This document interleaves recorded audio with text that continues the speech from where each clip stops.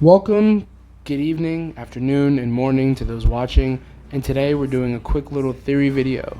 Today's topic is why the Auswählen kill some and not others. Make sure to like and comment on the video, please. Every bit helps. With that, here's my 2 cents. So, jumping into it, I think this conundrum fans have been confused about for a while is quite simple.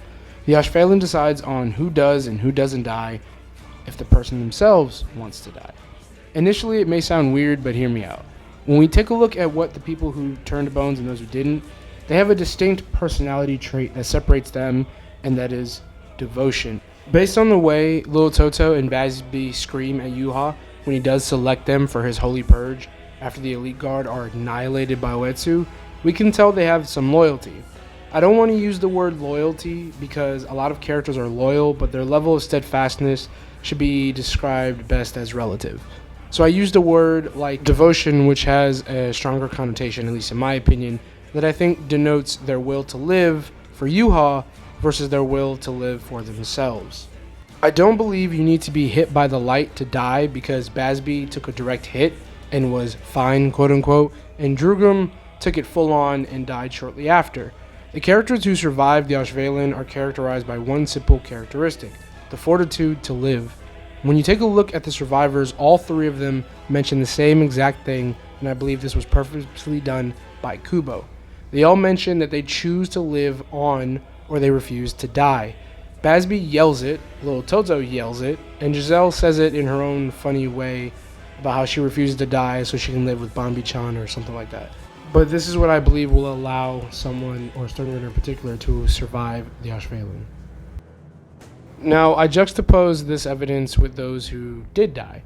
Robert Acutron died because he was terrified of Yuha. He even mentions as such. He calls the Bambis newbies, stating that they haven't seen Yuha's wrath and they don't understand what their purpose is. But Robert does. Yuha even states their purpose several times. Their purpose is to live and die for him alone. They have no greater purpose than to serve Yuha and his vision. Thus, Robert dies because he accepts his fate.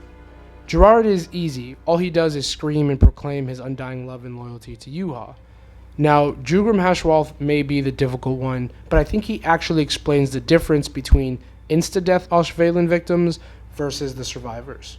When you look at Jugrim, he is on the fence. He is loyal to Yuha, but also loyal to the Quincy as a whole. He wants to die for Yuha, and he wants to die for how he wronged his only real friend, Bazard Black. But he also wants to live to see his own will done for the first time in his life. Jugrim's loyalty in his final moments wavers, but he's steadfast in dying. I believe this is why he is able to maintain his form while also still perishing to the Auswählen. Yes, I know Uryu technically kills him, but Jugrim mentioned he was going to die anyway. Jugrim is the middleman that shows us what we need to see as far as the Auswählen. So, in summation, everyone who wants to live, lives.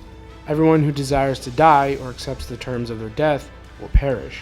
And those who loyally wish to give their life but have their own personal desires will live a short while longer before eventually passing. Now, keep in mind this only applies to pure blood or Sternritter Quincy, not Gemist Quincy like Uryu's mother. Yes, not all Sternritters are pure bloods. Uryu is not pure blooded, and nor is Ichigo. Yet Yuha attempted to make Ichigo Sternritter, and he already made Uryu one. So, thanks for the view. I love these little theory videos. Let me know what you think. Did I miss something? Am I wrong? Let me know in the piggy bank down below. Bye, folks.